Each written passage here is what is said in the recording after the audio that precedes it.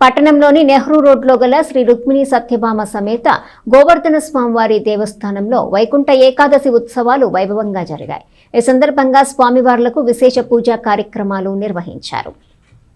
తెనాల్లోని నెహ్రూ రోడ్లో గల ప్రాచీన దేవాలయమైన గోవర్ధన స్వామి గుడి నందు ముక్కోటి ఏకాదశి ఉత్సవాలు అత్యంత వైభవంగా జరిగాయి.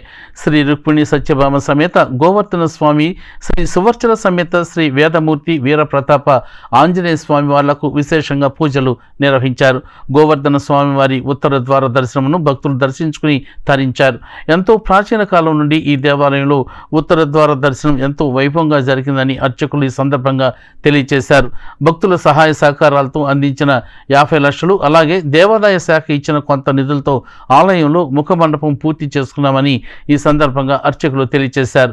ముక్కోటి ఏకాదశిని పురస్కరించుకుని సాయంత్రం గ్రామోత్సవాన్ని నిర్వహించారు. శ్రీ రుక్మిణి సత్యభామ సమేత గోవర్ధన స్వామి మరియు వీరప్రతాప ఆంజనేయ స్వామి దేవస్థానంలో గత కొన్ని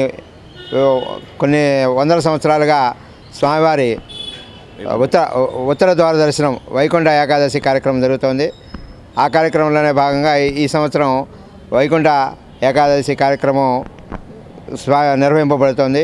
గత 2 సంవత్సరములుగా భక్తుల సహకారంతో సుమారుగా 50 లక్షల పైగా దేవస్థాన నిధులు కొంత భాగం మరియు భక్తుల సహకారంతో ఈ దేవాలయంలో ముఖమండప నిర్మాణం పూర్తి గావించబడింది.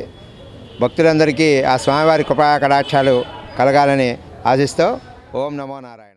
తెనాలి పట్టణంలో అతి ప్రాచీనమైనటువంటి శ్రీ రుక్మిణి సత్యభామ సమేత శ్రీ గోవర్ధన స్వామి మరియు వీరప్రతాపాంజనేయ స్వామి వారి దేవస్థానం నందు ఈ రోజున వైకుంఠ ఏకాదశిని పురస్కరించుకుని తెల్లవారుజామున నుంచే స్వామివారి యొక్క ఉత్తర ద్వార ఏర్పాటు చేయడం జరిగింది. అదేవిధంగా గత 2 సంవత్సరాల నుంచి కూడాను స్వామివారి యొక్క ముఖమండపం పునర్నిర్మాణం జరిగి దాతల యొక్క సహకారంతో సుమారుగా 60 లక్షల రూపాయలతో ముఖమండప నిర్మాణం చేయడం జరిగినది. ఈ మార్చి 7వ తారీఖు, 8వ తారీఖు, 9వ తారీఖున ఈ 3 రోజుల్లో కూడాను స్వామివారి యొక్క జీవత్వ శిఖర ప్రతిష్ఠ మరియు కుంభాభిషేక కార్యక్రమం నిర్వహించబడుతుంది. కావున 50 మంది భక్తులంతా కూడాను ఈ కార్యక్రమంలో పాల్గొని స్వామివారి కృపకు పాత్రలు కావాల్సింది.